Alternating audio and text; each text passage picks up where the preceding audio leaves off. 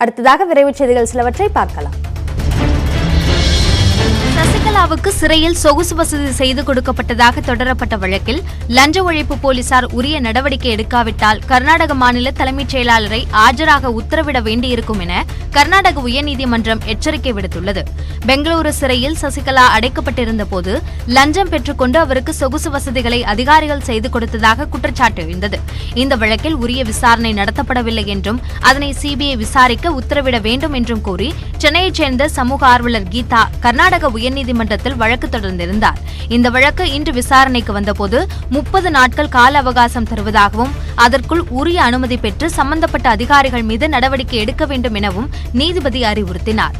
தவறினால் கர்நாடக முதன்மை செயலாளரை நேரில் ஆஜராக உத்தரவிட வேண்டியிருக்கும் எனவும் நீதிபதி எச்சரிக்கை விடுத்துள்ளார். சென்னையில் ரயில் நிலையங்களில் பயணிகளை குறிவைத்து தொடர் செல்போன் திருட்டில் ஈடுபட்டு வந்த நபரை போலீசார் கைது செய்தனர். தாம்பரம் ரயில் நிலையத்தில் பயணச்சீட்டு எடுக்கும் வரிசையில் நின்றபோது தனது செல்போன் திருடு போனதாக செல்வகுமார் என்பவர் ரயில்வே போலீசாரிடம் புகார் அளித்தார். இதனையடுத்து அங்கிருந்த சிசிடிவி கேமராவை கைப்பற்றி போலீசார் ஆய்வு செய்தனர். அதில் இளைஞர் ஒருவர் செல்போனை திருடிச் சென்றது தெரிய வந்தது. இதனையடுத்து அந்த நபரை பிடித்த போலீசார் விசாரணை மேற்கொண்டனர். அதில் அவரது பெயர் சாப்லா மேண்டல் என்பதும் ரயில் நிலையங்களில் அவர் தொடர் செல்போன் திருட்டில் ஈடுபட்டு வந்ததும் விசாரணையில் தெரிய வந்தது. இதனையடுத்து அந்த நபரை கைது செய்த போலீசார் அவரிடம் இருந்த 26 செல்போன்களை பறிமுதல் செய்தனர். 4 நாள் தடைக்கு பிறகு ராமேஸ்வரம் ராமநாத சுவாமி கோவிலில் பக்தர்கள் சுவாமி தரிசனம் செய்ய அனுமதிக்கப்பட்டனர். வெள்ளி முதல் ஞாயிறு வரை கோயில்களில் பக்தர்கள் சுவாமி தரிசனம் செய்ய ஏற்கனவே தடை உள்ளது. நேற்று அமாவாசை என்பதால் ராமேஸ்வரத்திற்கு ஏராளமான பக்தர்கள் தர்ப்பணம் கொடுக்க வருவார்கள் என்பதால் தடை நீட்டிக்கப்பட்டது. இதையடுத்து இன்று அதிகாலையிலேயே ராமேஸ்வரத்தில் குவிந்த பக்தர்கள் அக்னி தீர்த்த கடற்கரையில் நீராடினர். தொடர்ந்து ராமநாத சுவாமி கோயிலுக்கு சென்ற அவர்கள் கூட்ட நெரிசலுக்கிடையில் சுவாமி தரிசனம் செய்தனர்.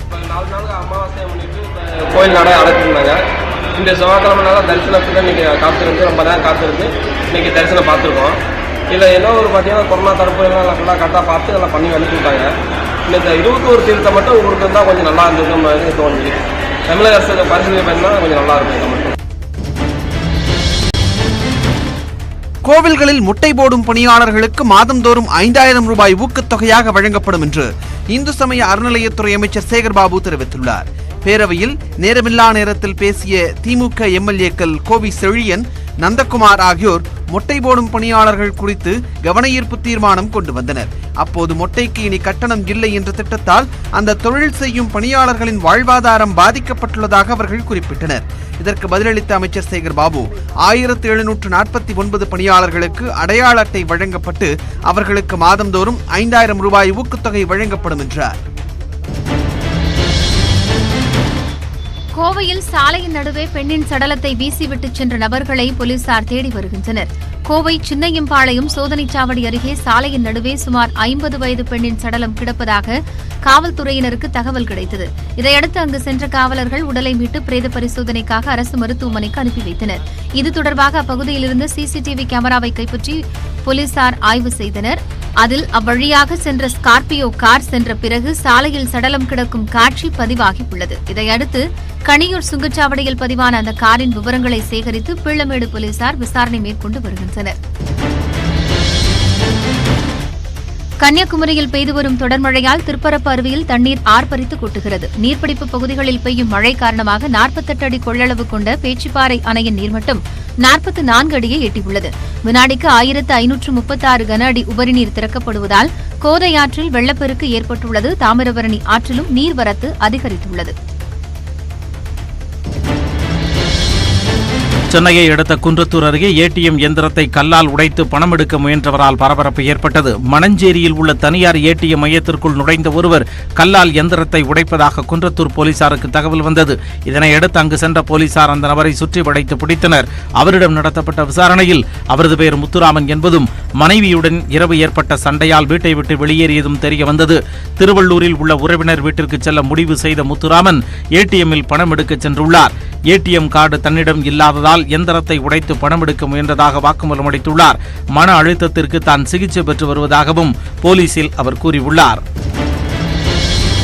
பொள்ளாச்சி அரசு மருத்துவமனையின் கழிவுகள் மருத்துவமனை வளாகத்திலேயே கொட்டப்படுவதாக புகார் எழுந்துள்ளது. இந்த மருத்துவமனையில் பொள்ளாச்சி மட்டுமல்லாது வால்பாறை, உடுமலை மற்றும் அண்டை மாநிலமான கேரளாவிலிருந்தும் ஏராளமானோர் சிகிச்சைக்காக வந்து செல்கின்றனர். இவர்களுக்கு பயன்படுத்தப்படும் ஊசி, மருந்து பாட்டில்கள், ரத்தம் துடைக்க பயன்படுத்திய பஞ்சு போன்றவை மருத்துவமனை வளாகத்திலேயே கொட்டப்படுவதால் துர்நாற்றம் வீசுகிறது. இதனால் நோய் பரவும் அபாயமும் அதிகமாக உள்ளதால் இவற்றை அகற்ற உரிய நடவடிக்கை எடுக்க வேண்டும் என கோரிக்கை வைக்கப்பட்டுள்ளது. தமிழ்நாட்டிற்கு மேலும் 1 கோடி தடுப்பூசிகளை ஒதுக்க வேண்டும் என்று மத்திய அரசுக்கு மருத்துவத்துறை அமைச்சர் மா சுப்பிரமணியன் கோரிக்கை விடுத்துள்ளார். இது தொடர்பாக மத்திய சுகாதாரத்துறை அமைச்சருக்கு அவர் எழுதியுள்ள கடிதத்தில் தமிழ்நாட்டில் 3 கோடியே 44 லட்சம் பேர் முதல் தவணை தடுப்பூசி செலுத்திக் கொள்ளவில்லை என குறிப்பிட்டுள்ளார். பொதுமக்களுக்கு 100% தடுப்பூசி செலுத்தும் நோக்கில் செப்டம்பர் 12ஆம் தேதியன்று தமிழகத்தில் 18 வயதிற்கு மேற்பட்டவர்களுக்கான மெகா தடுப்பூசி முகாம்கள் நடத்தப்பட உள்ளதை அவர் சுட்டிக்காட்டியுள்ளார். இதற்காக செப்டம்பர் மாத ஒதுக்கீடான 1 கோடியே 4 லட்சம் தடுப்பூசிகளுடன் கூடுதலாக 1 கோடி தடுப்பூசி மருந்துகளையும் ஊசிகளையும் வழங்க வேண்டும் என்று மா சுப்பிரமணியன் கோரிக்கை விடுத்துள்ளார்.